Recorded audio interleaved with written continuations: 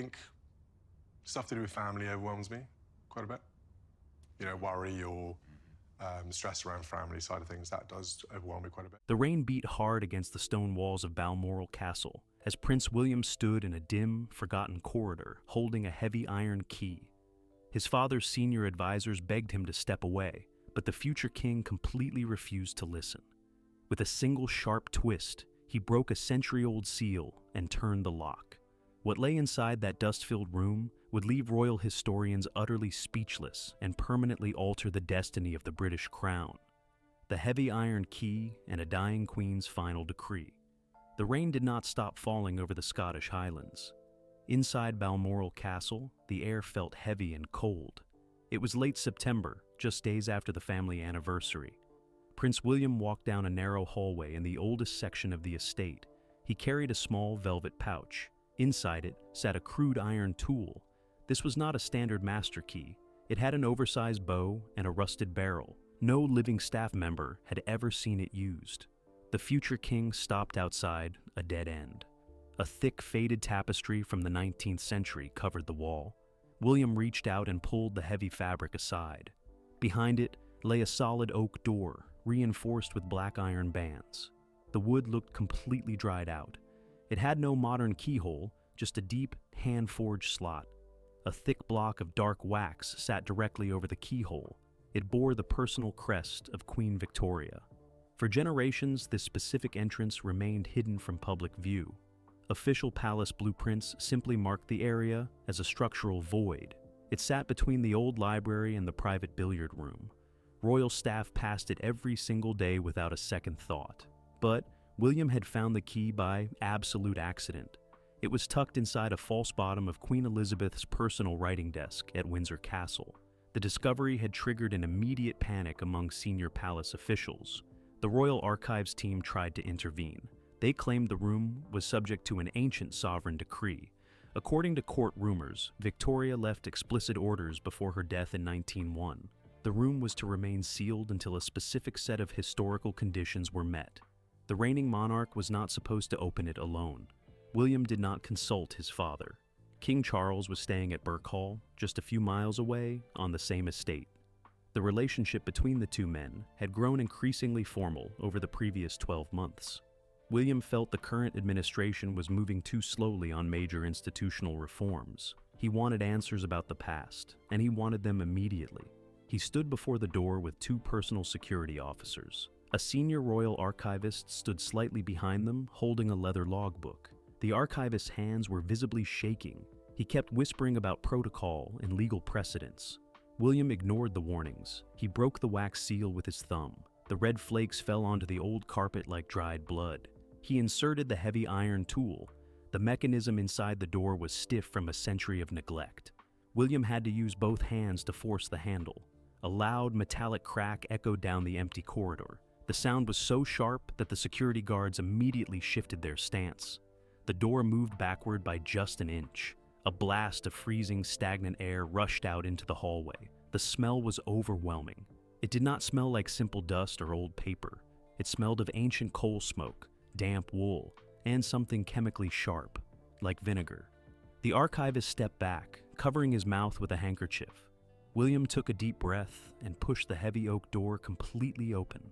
The room inside was entirely dark. The window shutters were screwed tight from the outside with heavy iron bolts. One of the security officers clicked on a high-powered tactical flashlight. The beam cut through the thick layer of floating dust motes. The light illuminated a surprisingly small space. The walls were lined with rough, unpainted pine shelves. This room was never meant for guests or comfort. It was a functional secret vault. Dozens of leather boxes sat on the shelves. They were covered in thick gray grime. In the center of the room sat a single mahogany table. On top of that table sat a solitary object. It was a massive, brass-bound dispatch box. William stepped over the threshold. His boots left deep, clear prints in the dust on the floorboards. He walked directly to the table. The brass plate on the box did not bear the usual royal cipher. Instead, it had a single name engraved in deep script, John Brown. The archivist gasped from the doorway. Everyone in the room knew that name. He was the controversial Scottish servant who became Victoria's closest companion after the death of Prince Albert. For over a century, historians argued about the true nature of their relationship. Rumors of a secret marriage had persisted for decades. The palace had always denied it with absolute certainty. William looked down at the brass box. The lock on this container was modern compared to the door. It required a small, flat brass key. William reached back into the velvet pouch. He pulled out the second, smaller key he found at Windsor. It fit into the dispatch box perfectly. He turned the key and lifted the heavy lid. The hinges shrieked in the quiet room. Inside the box lay several bundles of letters. They were tied together with faded blue silk ribbon. The paper was yellowed with age, but the ink remained dark and sharp. On top of the first bundle sat a formal document on heavy vellum paper. William picked up the document. He brought it closer to the flashlight beam. The header showed the official seal of the Archbishop of Canterbury. The date listed at the top was 1865. William read the first 3 lines silently. His face went entirely pale. The document was a marriage certificate. It legally validated a private ceremony performed at the estate chapel. The signatures at the bottom were unmistakable. Victoria had signed her name clearly. Next to her mark was the rough signature of her servant. This single piece of paper changed everything about the modern royal lineage. If the reigning empress had legally married a commoner, the legal implications for her descendants were catastrophic. The Victorian court had spent millions of pounds ensuring this specific document never saw the light of day. They had built an entire wall to hide it, but the marriage certificate was not the only item in the box. Beneath the letters lay a small leather-bound diary. William opened it to a random page in the middle. The handwriting belonged to King George V. The entries were dated during the height of the First World War. The king wrote about a massive financial transaction. He detailed the removal of thousands of gold sovereigns from the public treasury. The money was not used for the war effort. It was transferred to a private bank account in Zurich. The beneficiary of the account was a prominent German relative who was actively fighting against the British Army. William read the entry twice. The implications of treason during wartime were staggering. The family had completely rebranded themselves as the House of Windsor to prove their absolute loyalty to Britain. Meanwhile, the monarch was quietly ensuring the financial survival of the enemy behind closed doors. The archivist took a step into the room, his eyes fixed on the papers. He begged William to close the box. He argued that revealing these items would destroy the remaining public trust in the monarchy. The institution was already facing intense scrutiny over modern family scandals. A historical revelation of this magnitude could tip the balance permanently. William did not answer. He placed the documents back into the brass box. He noticed a final item sitting at the very bottom of the container. It was a modern white envelope. It looked completely out of place against the 19th century leather and yellowed paper. He picked up the envelope. It had no postage stamp and no address. Written across the front in sharp, elegant handwriting was a single word: William. He recognized the script immediately. It belonged to his grandmother, Queen Elizabeth. The ink looked fresh, likely written during her final summer in Scotland in 2022. She had known about the room. She had known he would eventually find the key in her desk. William broke the modern sticky seal of the envelope. He pulled out a single sheet of personalized royal stationery. The note was brief. His grandmother warned him that the survival of the crown depended on total silence. She wrote that every monarch must carry a burden that the public can never understand. She explicitly commanded him to make a choice. He could hand the contents over to the National Archives, or he could use the information to protect the family from current external threats. The note ended with a stern warning about his brother, Prince Harry. The mention of his brother made William freeze. He realized that this room held more than just dead history. It held leverage. The current public war between the two brothers had pushed the palace to its absolute limits. If Harry ever learned about these specific documents, the damage would be completely irreversible. William looked up at the security officers. He ordered them to secure the room and block the entrance with the tapestry once again. He took the brass dispatch box under his arm. He told the archivist that nothing spoken in this corridor could ever leave it. The penalty for a breach of confidence would be immediate dismissal and legal prosecution. The group walked back out into the main hallway. William locked the heavy oak door, but he did not replace the wax seal. He put both keys back into his pocket. The air in the castle felt even colder now. He walked down the long gallery toward his private study. He needed time to think before his father returned from Birkhall. The future king was now holding a box of secrets that could either save his family or completely dismantle the British monarchy. He set the box on his desk, sat down in the dark, and stared at the brass nameplate. The real crisis was just beginning. Why the king's men were banned from the corridor. The heavy brass dispatch box sat squarely on William's mahogany desk. Outside, the Highland gale rattled the leaded glass windows of his private study. It was nearly 5 o'clock in the evening. The sky had turned a deep bruised purple. A sharp knock disturbed the silence. William did not look up from the leather lid.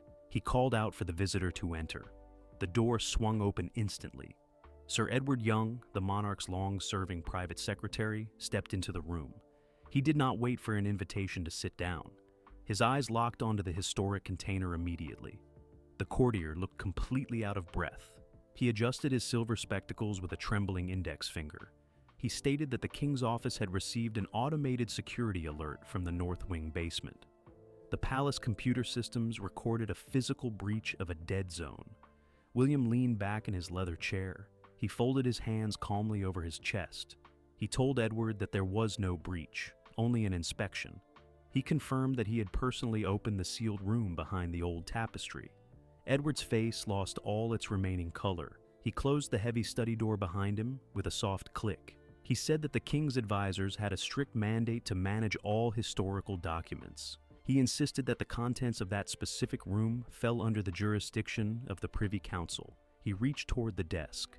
William slammed his hand down on the mahogany surface. The loud bang echoed off the stone walls. He ordered the private secretary to take 3 steps back. He stated that the contents of the box were a matter for the family, not the civil service. The tension in the room was absolute. For decades, institutional courtiers had managed the public image of the family by burying uncomfortable truths.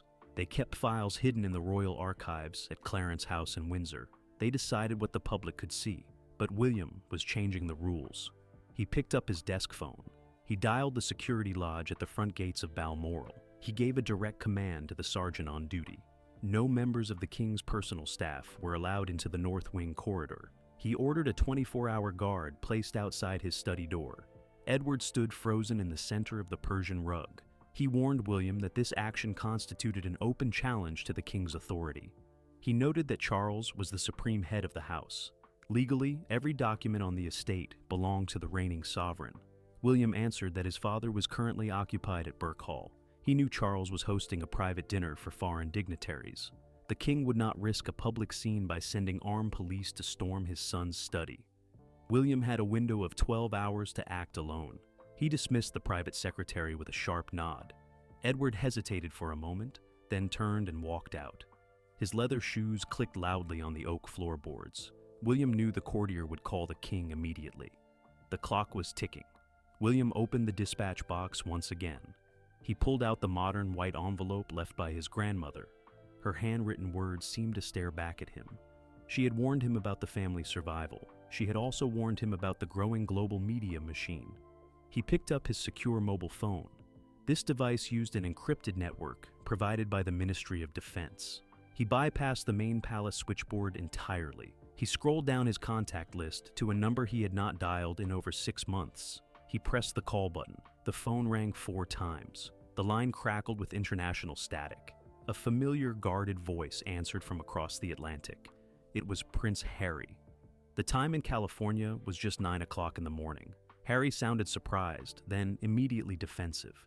He asked why his brother was calling him directly instead of using lawyers. He noted that their last communication had ended in complete disaster during the funeral preparations. William did not waste time with formal greetings. He told Harry to listen carefully without interrupting. He stated that he was currently sitting in Balmoral with a box of documents from Victoria's reign.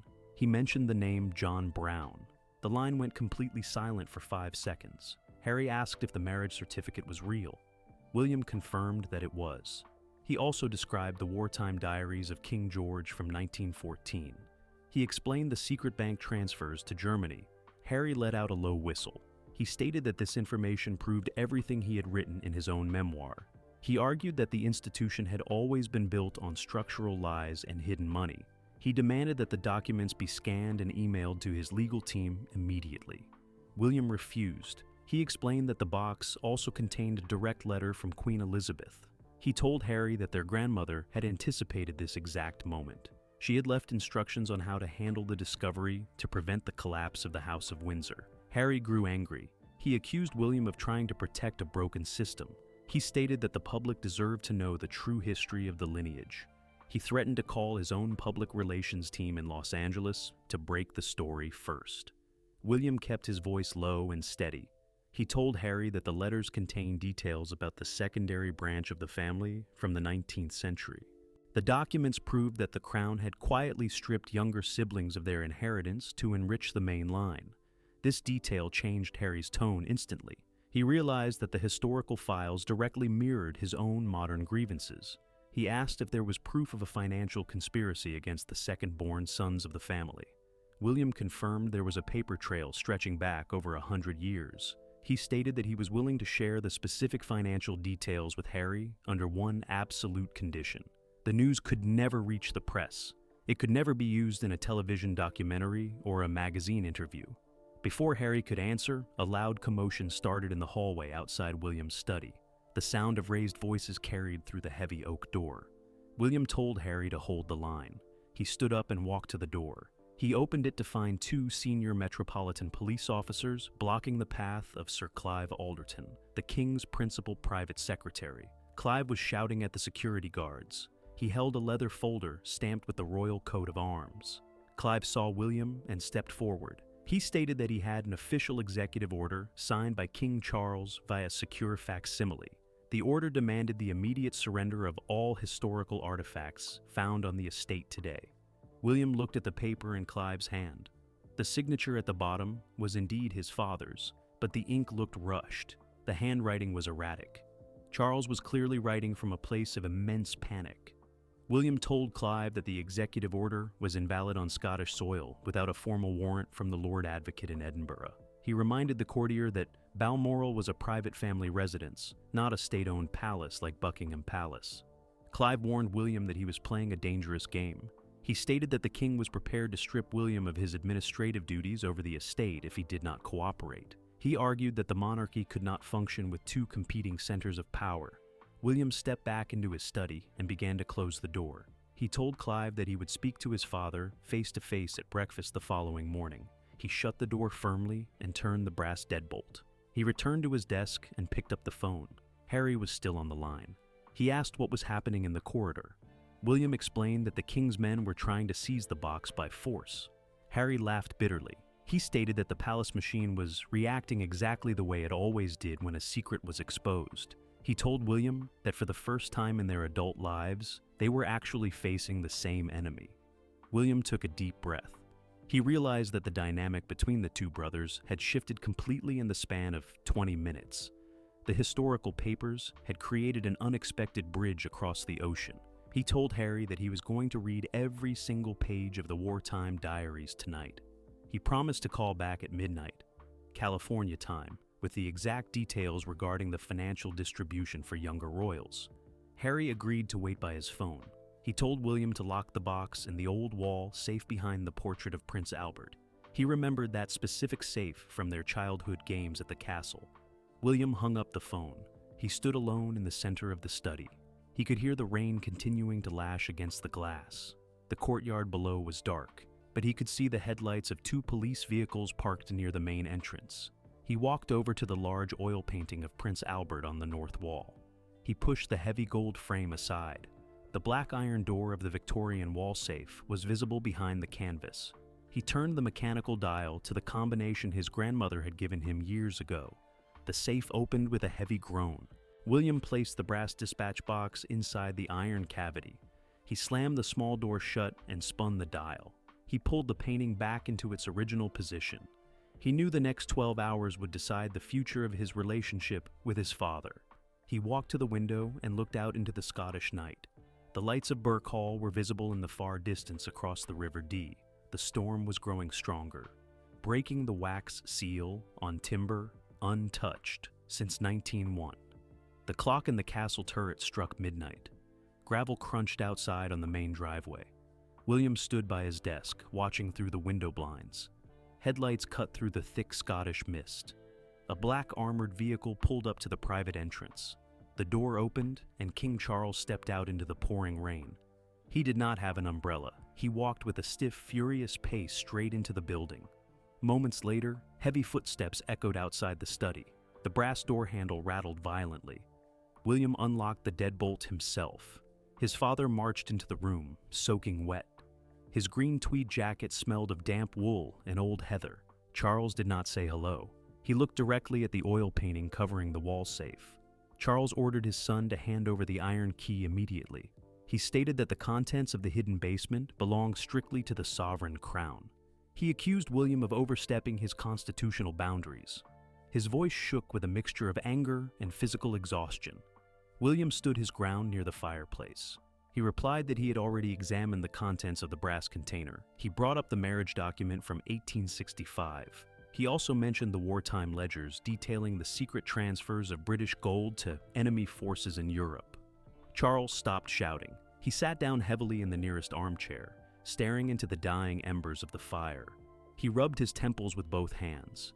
He muttered that some historical secrets were buried to protect the nation, not just the family. He claimed the public could never process the true complexity of wartime diplomacy. William picked up a glass of water from his desk. He walked over and set it on the small table next to his father. He asked if Queen Elizabeth had ever discussed the contents of the room with him. Charles shook his head slowly. He explained that his mother had only dropped subtle hints over the decades. She had always referred to the North Wing basement as a structural necessity that must never be altered. She believed that opening the room during her lifetime would have broken a sacred promise made to her own father, King George VI. The room remained quiet for a long moment, save for the ticking clock. William realized that his father was not angry because of a power struggle. Charles was genuinely terrified of what these revelations would do to the modern crown. The institution was already fragile after recent public departures and high-profile illnesses. William told his father that he had already made a secure telephone call to California. He confirmed that he had spoken directly with Harry about the discovery. Charles looked up sharply, his eyes widening in pure disbelief. He demanded to know exactly what William had shared with his brother. He stated that giving Harry access to these files was equivalent to handing ammunition to a foreign media corporation. He predicted that the details would appear in a tabloid newspaper within 48 hours. William defended his decision. He explained that Harry already knew about the rumors surrounding the Victorian marriage certificate. By confirming the truth privately, William had actually bought their brother's temporary cooperation. He had promised to share the specific financial records regarding the treatment of secondary heirs throughout history. Charles laughed bitterly, a hollow sound in the large room. He stated that the financial ledgers from the 19th century were even more dangerous than the marriage certificate. They showed that the royal estate had systematically moved private funds out of the country during every major British crisis. The public believed the family shared their national hardships, but the archives proved otherwise. William walked back to the painting of Prince Albert. He swung the heavy frame to the side, revealing the iron door of the safe. He turned the mechanical dial carefully, blocking his father's view of the combination. The lock clicked open. William reached inside and pulled out the large leather-bound diary from the First World War. He set the heavy book down on the desk between them. The pages were edged in gold leaf, but the leather spine was split down the middle. William opened it to a page marked with a blue silk ribbon. He pointed to a specific paragraph written in neat, compact cursive script. The entry was dated November of 1917. The monarch at the time had written a detailed list of private properties owned by the family across continental Europe. While British soldiers were dying in the mud, the royal household was actively negotiating with foreign lawyers to protect their private real estate investments from future taxation. Charles looked down at the handwriting, but did not touch the page. He whispered that every major family in Europe did the same thing during that chaotic era. He argued that survival required dual loyalties. He looked at his son and asked what William intended to do with the physical evidence. William closed the diary with a firm thud. He stated that he did not want to destroy the documents. Burning them would be a historical crime.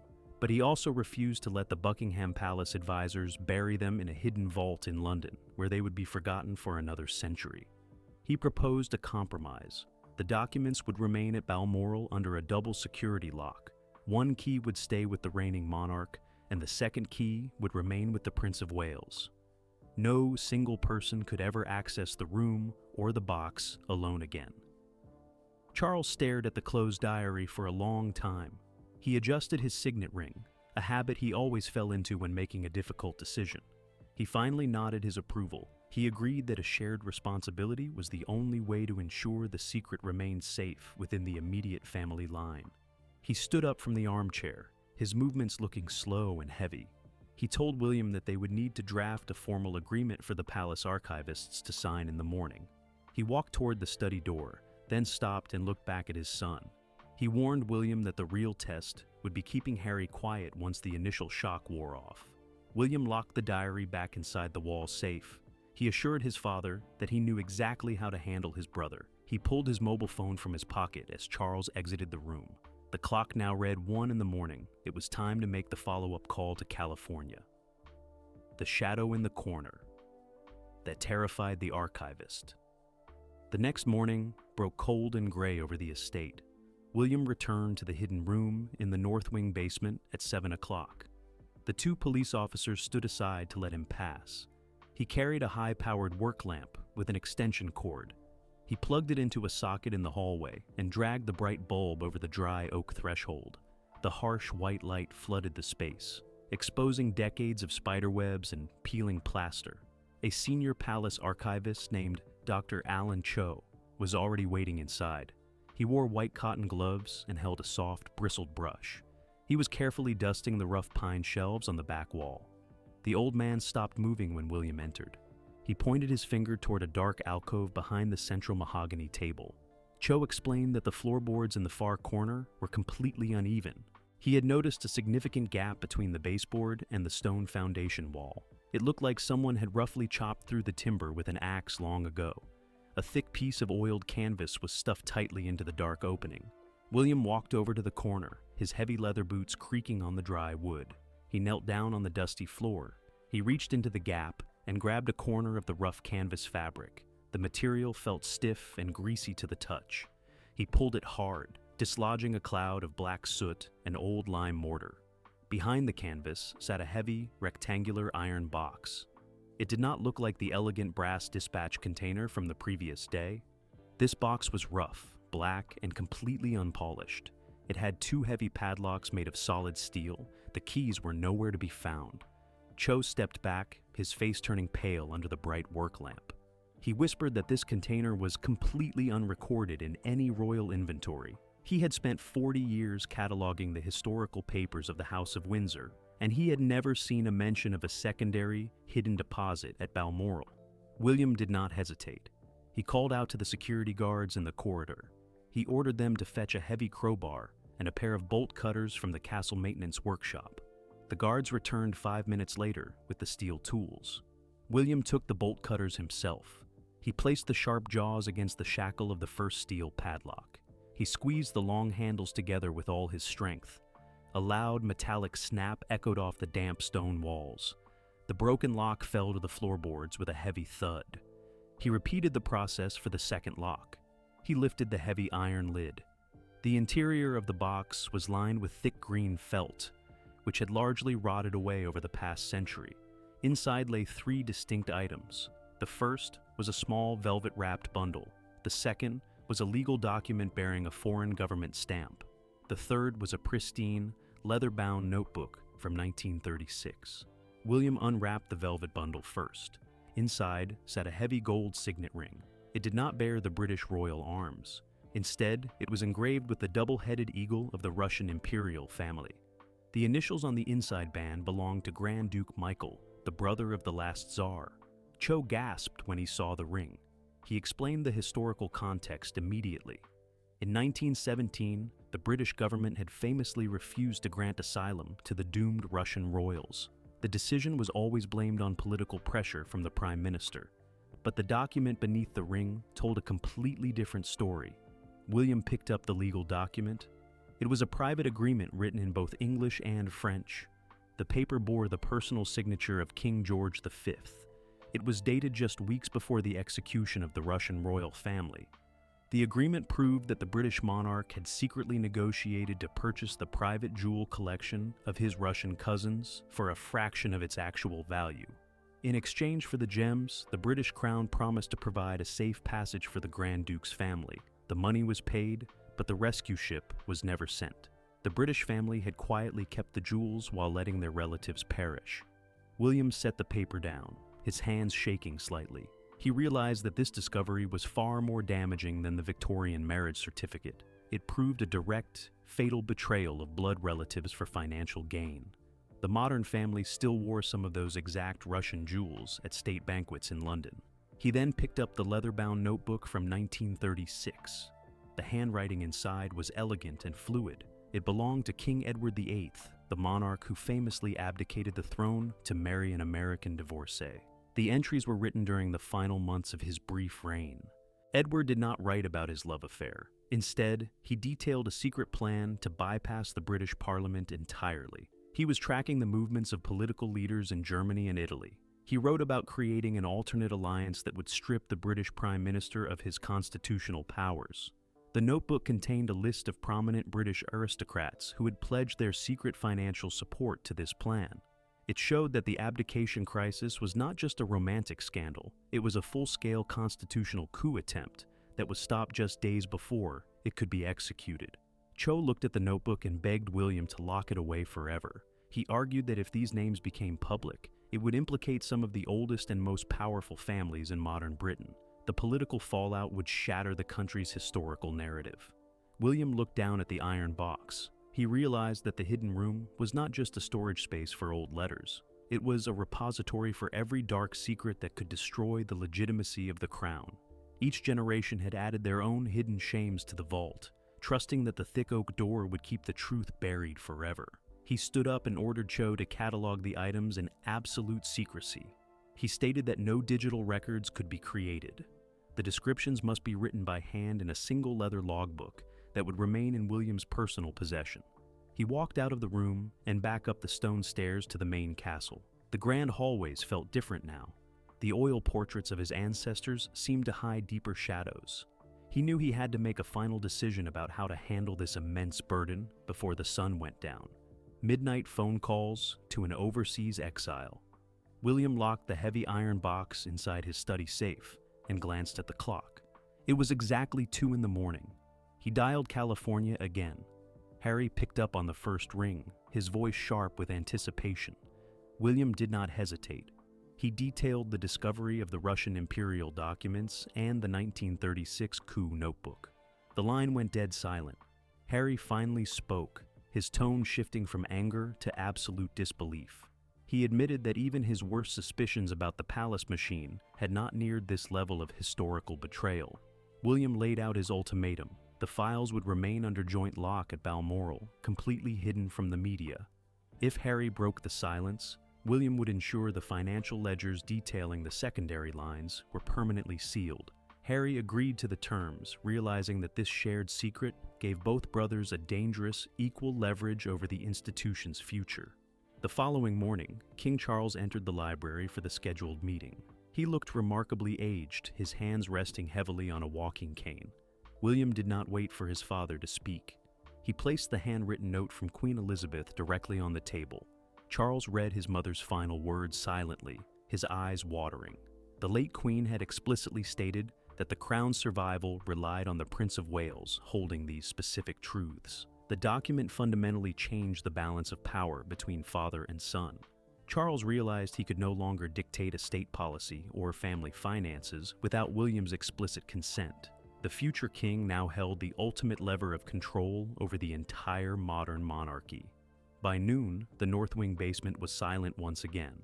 Dr. Alan Cho completed the handwritten catalog, handed the leather logbook to William, and signed a binding non-disclosure agreement. The heavy oak door was shut, and the 19th century tapestry was pulled back into place, hiding the structural void from view. No digital copies existed. No press releases would ever be issued. Yet, the atmosphere inside Balmoral had permanently shifted. King Charles departed for London later that afternoon without further argument. William stood on the stone steps, watching the royal caravan disappear into the mist. He carried the heavy keys in his pocket. knowing that the fairy tale image of the British monarchy was gone forever. He was now the keeper of the shadows, and the burden of the crown had officially passed to him long before the coronation. The secrets hidden behind the stone walls of Balmoral have the power to completely rewrite British history. Now, we want to hear from you. Do you think Prince William made the right decision by keeping these explosive historical documents hidden from the public? Or does the world deserve to know the absolute truth about the royal family's past? Drop your thoughts in the comments section below.